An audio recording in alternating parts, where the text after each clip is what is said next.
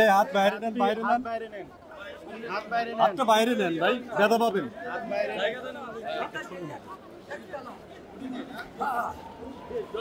জলদি চল বড়া, জলদি চল।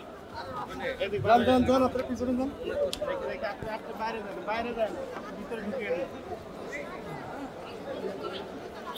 পায়ে মোড় জলদি চল, পড়ে পাতে করতে চল। সরেন। ভাই আমরা এসে গেছি।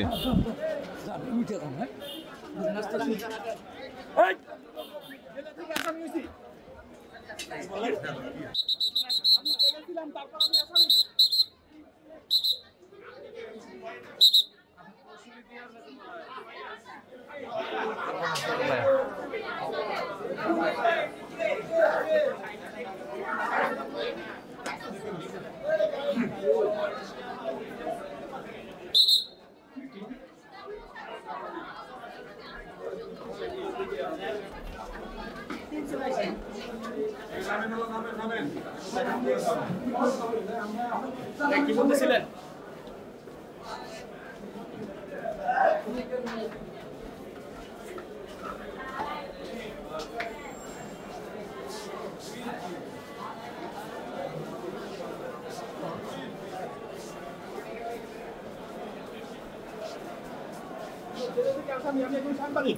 আমি জেলে ছিলাম, তারপর আমি আসামি হয়ে গেছি।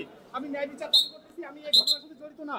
আমি জেলে ছিলাম আগের সাইবার মামলাতে, তারপর আমাকে এই মামলা আসামি করে দেওয়া হয়েছে।